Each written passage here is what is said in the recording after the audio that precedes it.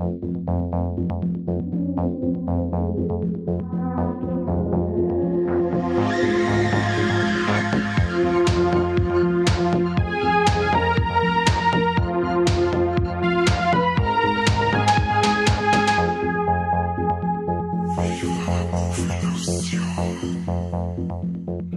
und Habitäre zum besten Podcast der Welt. Viva la Revolution. Ja, perfekt. Super.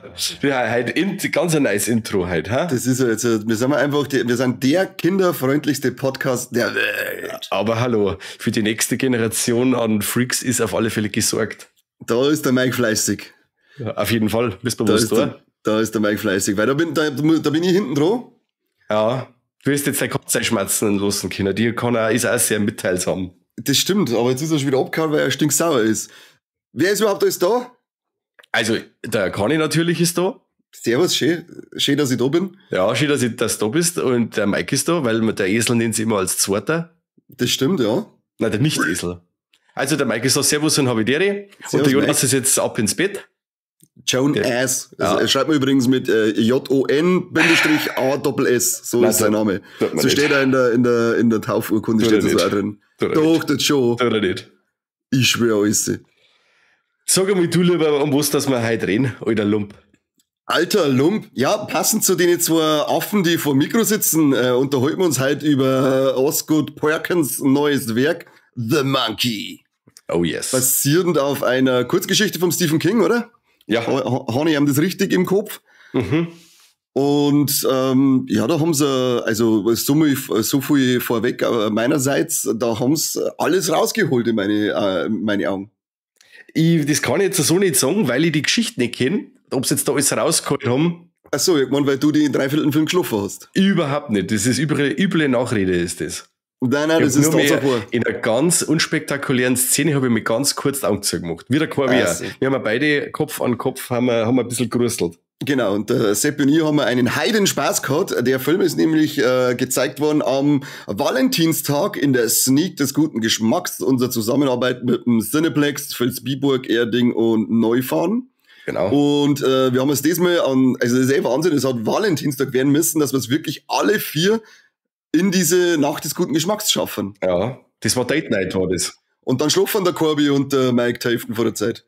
Ja, aber wir haben einen Handel gehalten und so, also das war schon so im Sinne des Valentins, ist das auf alle Fälle abgelaufen, ja. Wir haben Sepp und ich am Schwanzal gehalten, also das hat jeder sein... Schwanzal gehalten, ja, was ja, was ist denn, Oh Mann. Was ist denn, natürlich, wenn wir zuerst noch schön beim Essen, dann hätten wir fast unser Essen nicht mehr gekriegt, ne? Nicht einmal das Trinken.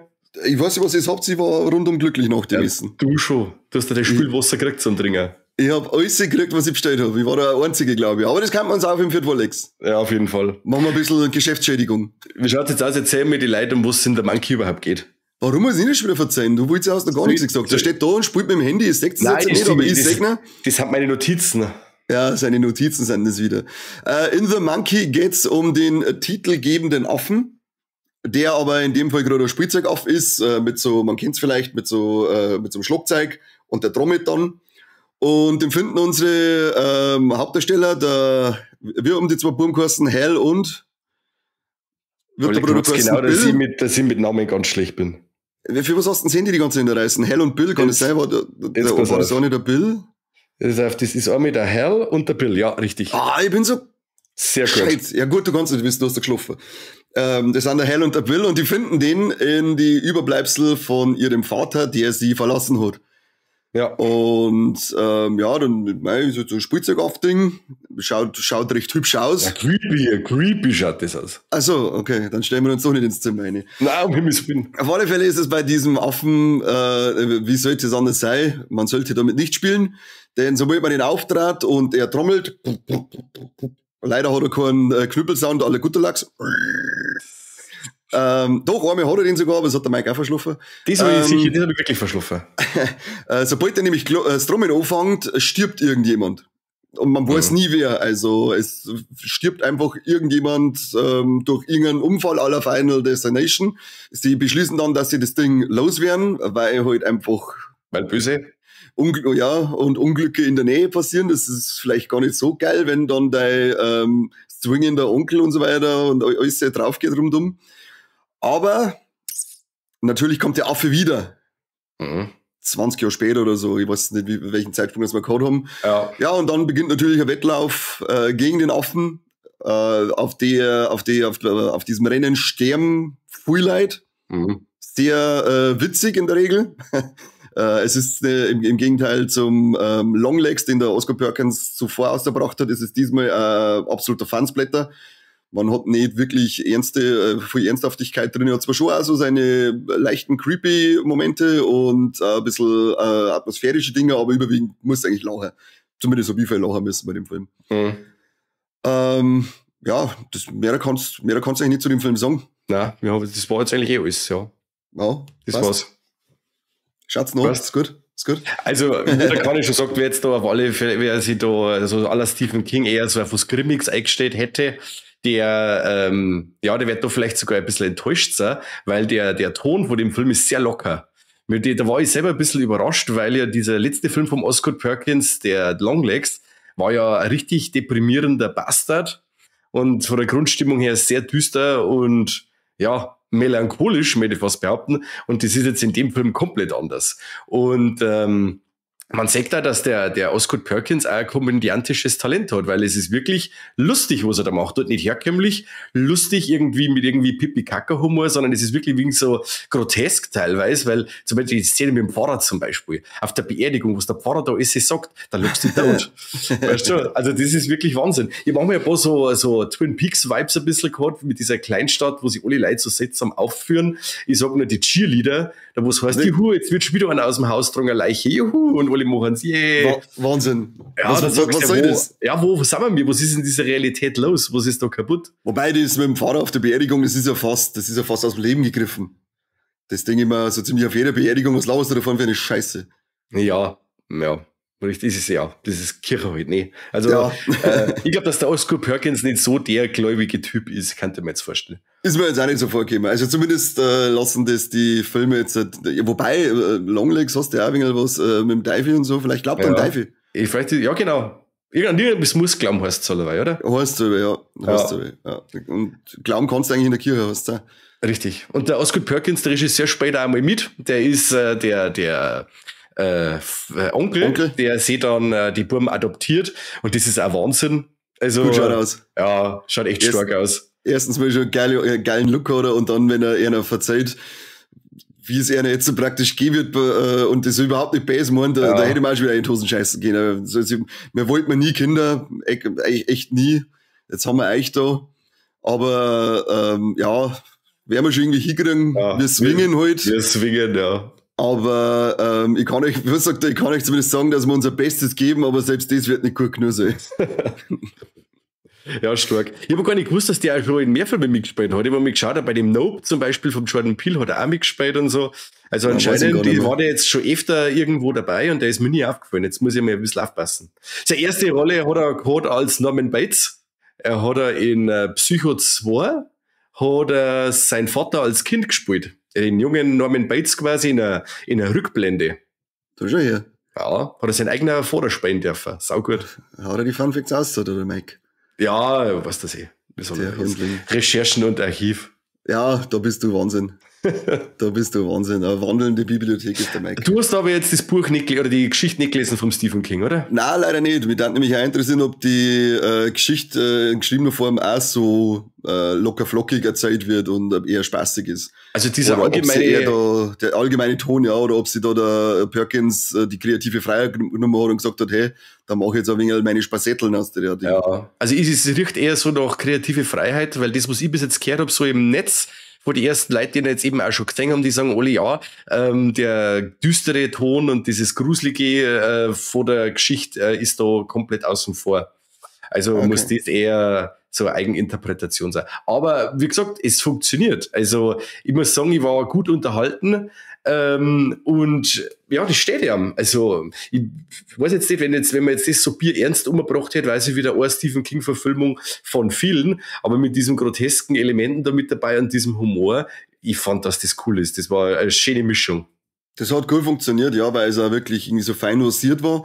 und nicht irgendwie aufzwungen oder mit Gewalt eindruckt gewesen, sondern es hat einfach genau gewusst, wann er was wie einsetzt in meinen Augen. Ja. Und dadurch hat es Spaß gemacht. Und wenn es jetzt auch so, wie du vorher schon gesagt hast, diese völlig bizarren Momente, wo beim Ausgetragen von einer Leiche auf einmal ein Cheerleader-Team dargestellt ist, oder ob es dann direkt Slapstick-artiger Humor aller die nackte Kanone ist. Ja, ist schon fast so. Es war nie drüber oder so, sondern es war immer nur, dass du sagst, ja, das passt auch gerade noch. Es ist genauso ein Slapstick-Humor, aber es ist nicht drüber, die ganze Sache, sondern es kann da so funktionieren. Ja.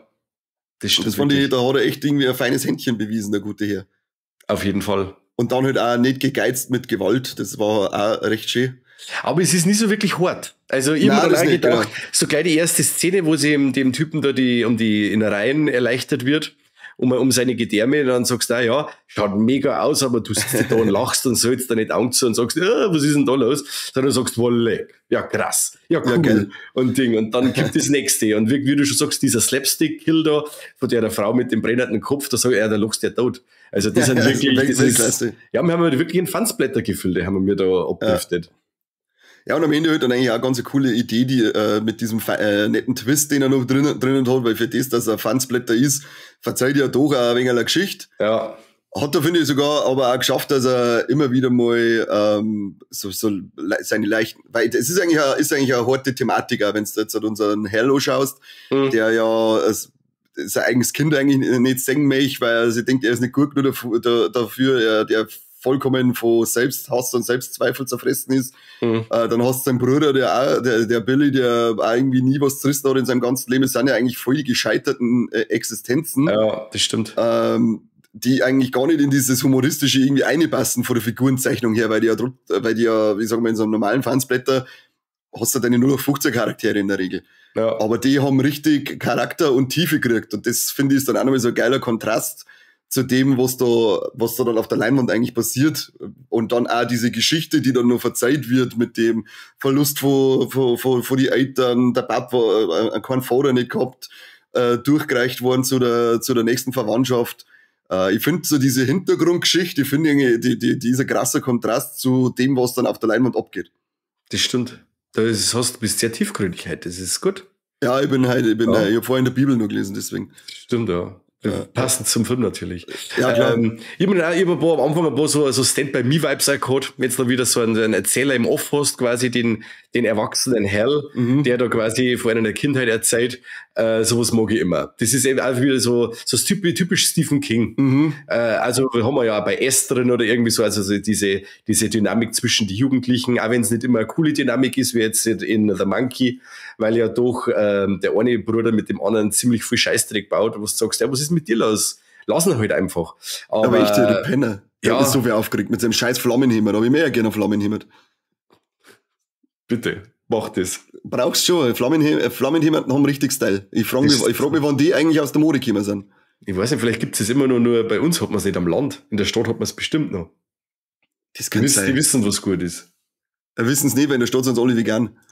Ja, auf alle Fälle cool und war, obwohl das Ding wirklich nie spannend, also meiner Meinung nach nie wirklich spannend war, hat es aber immer bei der Stange gehalten, weil die Figuren waren cool, die Erzählweise war mega flott, also es war selten irgendwo so ein Durchhänger drin, wo du gesagt hast, jetzt verlieren das ein bisschen mit lauter Geschmerz oder sie wollen jetzt zwei von der Story verzeihen oder irgendwie, das hat passt, also der hat mich immer bei Stand bei Laune gehalten und was merkst du denn oft mehr? Einfach einmal so ein schöner, unterhaltsamer, gute Laune-Horrorfilm. Hat er gerade eine gemütliche Stunde 38 minus Abspann. Ja, hey, das ist ja balsam, ist das. Das ist richtig schön, wenn einmal ein Film unter 2 Stunden dauert. Absolut. Und bei dem muss ich auch sagen, stört mich das jetzt gar nicht so stark, dass da jetzt nicht wirklich Spannung aufkommt, weil das brauche ich bei der Art Film, brauche ich jetzt nicht unbedingt das spannende Ding, wo ich mir die Fingernägel abkau oder dann eben, wenn ich mit dem Seppi beim Schwanzerhalten gesessen bin, dann hätte ich am Nudel abgedruckt. Das war da sowieso deplatziert gewesen, die ganze Sache. Und dann hättest du und der Korbi ja nicht so gut schlafen können. Stell dir vor, der war richtig spannend gewesen. 1000 Jumpscares und die hätten nicht meinen Ruhe gehabt. Jumpscares hat er eigentlich gar nicht gehabt, oder? Nein, wüsste ich jetzt auch nicht. Ich bin aber allgemein so, dass oftmals, wenn es dann heißt, ja, die sind das Jumpscare-Fest, dann denke ich so drüber nach und denke mir, so viel war da gar nicht. Entweder kenne ich es oftmals nicht, bin jetzt dumm, dass ich Jumpscares kenne, aber das geht oft an mir so vorbei irgendwie, glaube ich. Ja, ich wüsste jetzt auch schon, das glaube ich ist allgemein ein bisschen weniger geworden, habe ich das Gefühl. Ich finde auch. Gut, ich denke mal mit Conjuring 4, außer er bleibt in der Richtung von Teil 3, weil da war es auch nicht so extrem. Ja. Da kann uns vielleicht wieder mal was erwarten, aber ansonsten ist es aktuell gefühlt ein wenig ruhiger um diese Jumpscare-Massaker geworden. Ja, gern. Was mir auch sehr gut gefallen hat, dass die Effekte überwiegend handgemacht waren. Der hat zwar seine CGI-Momente immer wieder mit drinnen, die sagt man dann in der Regel auch, waren aber nur so, dass ich sage, okay, passt schon noch, aber er hat auch einige schöne handgemachte Effekte drinnen, die mir sehr gut gefallen haben. Da bin ich dann sowieso gleich wieder. Ich sag zum Beispiel der Schlafsack, die Kirschtorte, mit der man Fußball gespielt hat. Ja. Schaut schön aus, ja. Oh ja. Und allgemein, also es ist immer schön draufgehalten worden. Er war sich da nicht schade, dass er irgendwie, dass da irgendwas im Off oder so passiert, sondern wenn was passiert, dann wird das gezeigt. Ja. Also es ist dann wurscht, ob einem der Kiefer weggefressen wird oder der Kopf weggebolzt wird oder du explodierst oder ein brennender Kinderwagen unterwegs ist. Ja. Wenn es was zum Sehen gibt, dann wird es auch gezeigt und das ist schön. Ich hasse Sachen, die coole Kills oder so andeuten und dann passieren sie im Off. Das stimmt. Ja, ich war am Anfang ein wenig skeptisch, wie ich dann gelesen habe, wie ich zuerst im Vorfeld eben gehört habe, dass er eben so gory ist und dann diese Freigabe ab 16.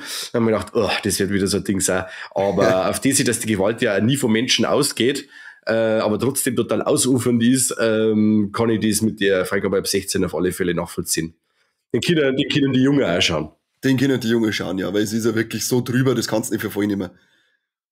Ja. Das ist ja, wer sich daran stößt, da sage ich, ja, fick dich zurück in die 80er, da hast du dich beschweren können. Jetzt ist hier mal... Joke on him. Ja, genau. Jetzt haben wir da mal ein wenig ein besseres Mindset und können wir besser damit umgehen. Also halt den Schnauzer. Genau so schaut's aus. Schnauzer. Du, und in der Zeit, da wo jetzt der Zombie am Glockenseil auch noch deindiziert und entschlagnahmt ist, was merkst du denn da noch?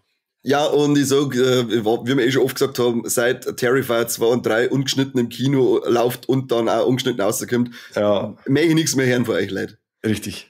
Brauchen wir nicht mehr Schmerzen vor Zensur. Was sagst du zum Cast eigentlich? Ich war da nämlich ziemlich überrascht, dass der wirklich unglaublich viele bekannte Gesichter drinnen hat. Ja, und auch super eingesetzt. Also auch die Mutter von denen zwei, die Tatjana Mislani, meine ich, heißt, oder? Ja, Mislani, irgendwie so. Maslany heißt, ja, die She-Hulk. She-Hulk, ja. Ja, weil du musst immer She-Hulk sagen. Sie ist Orphan Black. Das war das Gute, nicht She-Hulk. Nein, She-Hulk ist voll geil. Ach Gott. Ja, gut. Der hat mich auch umeinander drum. Ja, also wie gesagt, die schauspielerisch ja sowieso super ist, die hat ja in den Orphan Black auch schon, ich glaube, 7 Figuren dann auf einmal gespielt und die ist alle komplett unterschiedlich und das hat's toll gemacht. Und da auch, also so das Muttersein und so das Coole, das hat mir total abgenommen. Und ja, ich mag jetzt nicht spoilern, aber ich darf gar nicht spoilern. Nein, ich spoilere nicht schon wieder. Aber das hat die bei der Sneak auch nicht interessiert. Da stehen wir unten, sagen wir extra nur zu den Leuten, wer möchte wissen, was für ein Film läuft, und dann von 50 Leuten melden sie 3, also keiner möchte wissen, und der Mike sagt, ja, okay, dann sagen wir es euch, es ist jetzt der Monkey. Ja, es tut mir leid, da mache ich Recherchen und Archiv und dann soll ich dir ein paar Trivias raushauen und dann soll ich dir ja nicht sagen, was kommt. Also, was ist denn los? Lasst sich den Scheiß. Unfassbar, der Kerl. Weil sie es dann 3 Minuten drauf kriegen, ist es ja dann sowieso mit. Was ist denn los? Ja, aber es waren nur 3 Minuten Spannung. Wahnsinn. Es waren nur 3 Minuten Spannung für das riesige Publikum. Lauter Dates haben wir gehabt, ein paar Typen, die haben 2 Weiber dabei gehabt, weil sie es überhaupt nicht ausgehalten haben, von lauter das Valentinstag. Einem war sogar so wurscht, da war Schwestern da mitgenommen. Also irre, was das für ein breit gefächertes Publikum war. Das stimmt. Wer auch noch mit dabei war, der Adam Scott, den hasse ich eigentlich, weil es also ein richtig gelackter Affe ist. Also der Vater von den 2 Zwillingen, oder von den Zwillingen, den hasse ich eigentlich, weil das immer total das Arschloch ist, aber er macht's immer geil. Er macht's immer geil, was er tut. Und der hat bei mir einen Steuerbredel seit der Serie Severance. Da hat er eine Hauptrolle. Okay. Und seitdem bin ich begeistert von dem Typen. Und ich mache der fertig, weil er so komische Mundpartie hat. Ja. Das schaut aus, als war sein Mund klar für sein Gesicht. Als war Stimmt. Ja, schon, gell? Das passt überhaupt nicht. Das schaut eher aus, als war sein kleines Arschloch im Gesicht als Mund. Das schaut ganz bizarr aus, der Kerl. Aber ich liebe ihn. Also seit Severance liebe ihn. Geiler Typ. Und gut, dass das du jetzt gerade sagst, dass es ja ein Papp war, weil ich mir die ganze Zeit gefragt, den haben die eigentlich gespielt, was soll denn das? Ja, genau, das war gleich am Anfang. Ja, und ich habe mich die ganze Zeit gefragt, wer ist denn, warum ist er nicht weg und wer ist das? Ich habe das übersehen, dass das ja ein Papp war. Ah, okay. Okay. Vielleicht habe ich mit offenen Augen geschlafen, Gandalf-Style. Gandalf. Gangnam-Style, würdest du sagen, oder? Ja, auf alle, den habe ich dann tanzt beim Aussagen. Richtig. Und davon ist nicht so krass, also der Anfang allein in dieser Brandleihe bis zu der Flammenwerfer-Szene, ich habe so krasse Creepshow-Vibes gehabt irgendwie. Also mir ist das alles so rübergekommen wie diese alten Gespenstergeschichten-Comics und so. Das war irgendwie so ganz seltsam. Ich gedacht, das, wenn jetzt so weitergeht, gut, das macht der Film dann nicht so weiter, aber der Anfang, der war irgendwie total Creepshow-mäßig. Ich war gleich mit dabei, ich war gleich voll drin. Mir hat er auch gleich gehabt. Also, der hat gleich ein bisschen so den Stil, den Ton von dem Film ein wenig umgebracht, diese ersten 5 Minuten. Da weißt du eigentlich genau dann, auf was du einstellen kannst. Und was ist mit Elijah Wood eigentlich los momentan? Geil ist er irgendwo in alle Filme irgendwo mit kurz drin, fegt umeinander und dann geht er wieder. Jetzt bin ich ja gespannt dann bei The Toxic Avenger, bei dem Remake ist er auch mit dabei. Der ist einfach immer irgendwo ein bisschen da. Und veredelt jeden Film. Absolut. Der hat Screentime von 3 Minuten und ich habe jede Sekunde davon geliebt. Ja, ist super. Von diesem geilen Affen. Einfach nur ein geiler Affen. Man hat auch den Burm kennt, der dann eben, also in der Kindheit dann noch den Hal und den Billy spielt, beide. Das war der Christian Convery, der hat einen Sweet Tooth in der Serie gespielt. Okay. Oder zum Beispiel den jungen Sanji jetzt in der Letterboxd, das habe ich schon in der One Piece Serie. Okay. Dann noch den Rowan Campbell, unser Love Interest von Michael Myers in Halloween Ends. Sehr schön. Ganz toll, den haben wir unbedingt noch braucht mit seinem scheiß Dreckspony. Super schaut er aus von dem Ding. Nix sagt er die ganze Zeit, nix sagt er. Was soll denn das eigentlich? Ja, voll Metal, Alter, voll Metal. Er war schon richtig Metal, ja, er war richtig Metal. Da war ich verwundert, dass für so einen Film wirklich da ganz viele namhafte Gesichter auf einmal da sind. Ja, und ich glaube auch, dass dieser Erfolg von Longlegs halt auch aus Perkins jetzt auch die Porten geöffnet haben für so manche Projekte. Und ich glaube auch, dass dieser The Monkey ziemlich gut angekommen wäre bei den Leuten. Ja, weil das einfach immer wieder so zwischen dieser tristen Wetterphase momentan, wo du sagst, ja, ich kann noch nicht aussehen, es ist alles kreislich und Ding. Schauen wir einfach mal wieder einen gemütlichen Film und da ist der Monkey genau richtig. Ein bisschen was Aufheiterndes für die kalte, triste Jahreszeit. Passt perfekt momentan. Da ich auch sagen. Da hast du mal einen Spaß, dann hast du mal eine gute Zeit. Ja, auf jeden Fall. Mit dem Film. Wenn so ein paar Leute, wenn die Leute platzen und Cape wegschießen und Cape aufgespießt werden, einfach schön. Ja, wie der Captain Spaulding gesagt, fun for the whole family, if you are the Manson family. Wirklich mal Spaß gehabt. Und das glaube ich, er hat ja dann, die Sneak-Filme werden ja dann immer bewertet. Ja. Hat, glaube ich, von Schulnotensystem 2,3 gekriegt. Und ja, das ist, müssen zwar eigentlich ein 1 vorne steht, auch die sagen, anscheinend haben wir ein paar voll Schei geworfen, aber das ist auch mal wieder mal eine gute Bewertung, da ich sagen. Kommt immer wieder vor, dass die Leute das Zahlensystem nicht ganz mitkriegen, aber was soll's. Ja, bei Nosferatu haben sie es ja gar nicht kennen, gell? Oder hat ihnen wirklich nicht gefallen, ja gut, ich weiß aber jetzt vor ein paar Leuten schon, die wo mittlerweile gesagt haben, ja, sie haben etliche Leute gehabt, die bei Nosferatu dann raus sind und so, die wo er gar nicht taugt hat. Aber die sind halt blöd, die Leute. Ja, die haben halt einfach einen anderen Geschmack, Hanni. So schaut's aus. Ja, einen schlechten. Ja, nicht dein.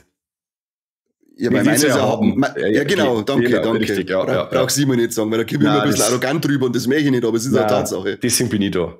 Das ist gut. Wenn es einmal jemand anderes sagt, weißt, das ist schon mal gut. Weil sonst heißt es wieder, der Kanter wieder die arrogante Sau. Ja, dann kann man schon langsam zu unseren Tops und Flops rüber switchen, würde ich sagen. Ja. Und ich bin jetzt einfach mal so frei und beginne. Ja, mach.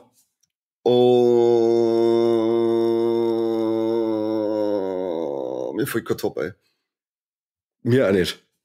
Eigentlich ein Drecksfilm, ja. Ich fange mit dem Flop. Und zwar ist das auch richtig schwierig, weil der Film für mich so gut wie kein Flop nicht dabei gehabt hat.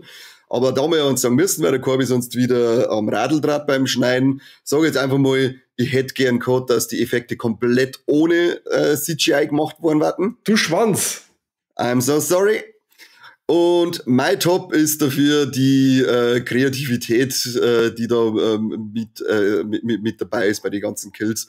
Also es ist zwar jetzt nicht so voll, oh Gott, das was hat man noch nie gesehen, aber so diese Machart, ich finde das einfach an sich ist da so eine gewisse andere Kreativität, als man es gewohnt ist dabei und das hat mir einfach gefallen. Also, das kann ich schlecht greifen und schlecht benennen, aber einfach so ein kleines gehabt, das mir einfach mehr taugt als bei anderen Filmen in dieser Art. Mhm. Okay. Lass jetzt einfach mal so stehen. Geht's mal damit, macht's damit, was du möchtest, ist mir scheißegal. Okay. Mikey, was hast du für Tobi, also, die Frage die? Ich fand super, dass trotz allem Humor und einfach auch trotz allem Stephen King Atmosphäre aufgekommen ist. Also man kennt den Stil raus, finde ich. Und das finde ich cool. So dieses Gefühl von Heimkommen.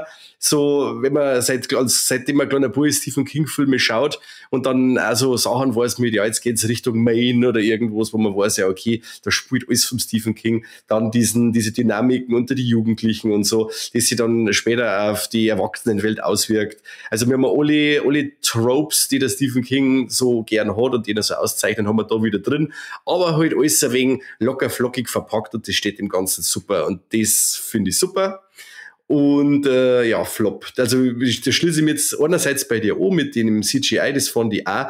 Da sind ein paar Sachen dabei, wo ich gesagt habe, war jetzt halt effektiver und härter wahrscheinlich auch, wenn es jetzt alles handgemacht gewesen war, aber das CGI stört jetzt nie so wie in manchen anderen Filmen, die ich jetzt in letzter Zeit gesehen habe, wo es wirklich so ganz störend so ein CGI-Blut mit einbauen, was du sagst, ja, was ist denn jetzt los? Also es ist schon alles organisch beieinander, aber es ist schon so, wie du sagst, es war cooler, wenn das alles beieinander war. So wie wir es bei Monster on a Plane gesagt haben, oder? Ja, genau. Da wo eigentlich der Effekt ist cool und ist da und warum dann alles verkatzelt mit diesem Scheiß da. Aber okay. Mir ist wirklich ein bisschen Spannung abgegangen, muss ich sagen. Also das war dann auch im letzten Drittel, ja, es tut mir leid, ich muss jetzt irgendwas anderes sagen, weil sonst heißt die Schmerz gerade wieder am Karneval nachher. Ein bisschen mehr Spannung hätte ich schon vertragen, weil es ist von Haus aus klar für mich, ich werde jetzt nicht spoilern, aber um was es in dem Film gegangen hat oder beziehungsweise wie es denn dann weitergeht, nachdem der Affe eigentlich entsorgt worden ist, mir ist das eigentlich von Haus aus klar gewesen, hat dem Ganzen dann auch nicht wirklich die zum Nägelkauen eingeladen, dass du sagst, ja, was kann jetzt das sein? Oder wegen so miträtseln oder so, weil es eigentlich immer klar ist. Also ein bisschen raffinierter vielleicht vom Storytelling her, aber das ist alles Nörgeln auf hohem Niveau, weil das Ding wirklich Spaß macht. Ja, lass ich durchgehen. Passt, danke. Lass ich ohne Sackstelle durchgehen. Danke. Ja, und war ja nicht schlecht gewesen, weil dann hättest, wie ich vorher schon gesagt habe, dann hättest du vielleicht nicht den Dreiviertelfilm verschlafen. Das stimmt doch überhaupt nicht. Das ist üble Nachrede. Jetzt ruft er einen Cineplex an und sagt, ich möchte eine Kohle wieder zurückhaben, weil ich die alles verschlafen habe. Ja, aber fragt an Seppi. Nächste Woche haben wir Talkthrough, oder beziehungsweise, ich weiß nicht, wann die Folge rauskommt, aber wenn es an Seppi im Talkthrough sagt, oder im Kassettenschmerz, fragt ihn, Mike ist die ganze Zeit da gesessen und hat wieder im Kopf Angel of Death von Slayer angehört und hat Headbanged. Also das ist üble Nachrede. Nein, ist nicht. Das ist eine Tatsache. Ich hab noch nie gelungen. Ja. Das einzige Thema, bei dem ich liege, ist meine Schwanzgröße. Ja, zu Recht. Triple Threat, Mikey. Schwanzgröße, oder? Ja. Da schaut's schlecht aus. Gescheit, gell? Ja. Gescheit. Haben wir mir Titten gehabt? Nein, nicht einen. Kein Sideboob, kein Underboob. Kein Overboot, kein Inboob. Also, das war wirklich eine ziemlich bublose Scheiße hier. Ja. Trompetas. Es wird nicht trompetet, keine Trompete, nix. Und tote Tiere? Da bin ich jetzt gerade am Spekulieren. Ich glaube, mein Hirn blendet das manchmal aus. Also ich kann mir zwar vorstellen, dass es ans Game hat, ich wüsste es aber nicht. Ist dir irgendwas aufgefallen? Mir auf Anhieb jetzt auch nicht. Ich darf aber einfach mal sagen, dass bei der Bienenszene da sind aber nicht alle durchgekommen, da ich sagen. Da sind nicht alle durchgekommen von den Bienen. Ist aber sehr wohlwollend. Ja, aber es ist halt auch, aber es, wie gesagt, das sind Tiere und es sind ziemlich sicher, dass da nicht alle durchkommen. Okay. Also ich darf fast sagen, das eine Tee geben wir ihm. Das ist ja quasi, wenn wir dann wirklich einmal ein Zombie am Glockenseil besprechen, dann müsste man sagen, dass da vor die Maden gestorben sind, oder? Dann müssten Maden aufzählen. Tiere sind Tiere. Wir werden da jetzt nicht unterscheiden zwischen Made und Mensch, sondern sind alles Lebewesen. Passt. Du Made, du eklige. Peter gefällt das. Der Peter. Peter. Also, ja. Peter. Genau. Ja, ziemlich maue Geschichte, was unseren Triple Threat angeht. Ja. Aber immerhin ein paar Drecksbienen erledigt. Von denen gibt's ja sauberts viel, was ich mitgekriegt habe. Die kennen CGI-Bienen, das ist nicht so schlimm. Die kennen gut weiter. Ja. Das war unser Affenausflug, da ist unser Affentheater. Wir können leider im Gespräch nicht zu detailliert auf alles eingehen mit der Spoilerei, weil das Ding da top aktuell ist. Aber wir können auf alle Fälle Empfehlungen aussprechen und ihr habt jetzt die Pflicht, dass ihr euch den Film anschaut. Dass vielleicht wenn der auch gut ankommt, dass der Osgood Perkins die nächsten Projekte machen kann und wieder so total wilde Sachen abliefert. Das war der Direkt-Tipps. Ja, also ab ins Kino und viel Spaß. Das Ding hat, ich möchte fast behaupten, das Ding hat Franchise-Potenzial. Ja, schon irgendwie, gell? Der Final Destination-Vergleich, den man öfter gehört, finde ich da gar nicht so verkehrt. Ja. Und das kannst du mit diesem Monkey Eimer machen, aber halt dann noch geiler als bei Final Destination. Ja. Ich bin für alles offen. Ich auch. Weißt du, was der Budget hat, der Film? Nein, ich habe jetzt selber gerade spekuliert, hätte ich nachschauen sollen, aber ich mag nicht schon wieder ans Handy. Das hat dich am Anfang von dem Film jetzt auch nicht interessiert. Ja, ich habe meine Notizen anschauen müssen. Schwanz. Du mit deinen Drecksnotizen, da steht doch eh nur Scheiß. Ja, da steht doch eh nur gelungener Scheißdreck drinnen. Fake News, Mike. Deine Fake News, dass du Fake News sagst, hat Fake News. Das weißt du schon. Boah, Alter, das ist Fake News-Seption. Der Monkey hat ein geschätztes Budget von ungefähr $10 Millionen. Ja, schön. Das wird ein Reingewinn. Ich wollte gerade sagen, die darf machbar sein. Das ist eben das Geile am Horror-Genre. Du kannst mit 10 Millionen so geile Dinge machen und wenn jetzt seine, weiß ich nicht, 100 Millionen einspielt, dann ist schon der Wahnsinn. Dann ist das schon wieder geil. Die kriegt er locker, glaube ich. Ja, die muss er kriegen. Drum, Leute, wie es der Mike schon gesagt hat, schaut ins Kino geht's. Wir wollen, dass dieser Film erfolgreich wird und das hängt rein von unserer Hörerschaft ab, weil wir wirklich eine so riesige Hörerschaft haben. Und wenn wir euch alle dazu animieren können, dass es ins Kino geht, dann ist dieser Film, dann haben wir das schon gewuppt, diese Sache. Ja, dann wird er erfolgreicher wie die Herr der Ringe-Trilogie. Und wenn es dann schon draußen steht, vor dem Kino und wart's und raucht's noch eine oder was, dann schaut's bei uns vorbei, wo man uns überall liken und teilen kann und macht's das. Sagt es die Leute, wie cool das wir sind und empfiehlt uns einfach ein wenig weiter, das hilft. Und da ich sagen, bis zum nächsten Mal. Ich freue mich auf euch. Das ist schön. Und auf die kann ich, auf die auch. Ja, ich freue mich auch. Ich hoffe, du bist bei der nächsten Nacht des guten Geschmacks wieder dabei. Ja, weiß ich noch nicht.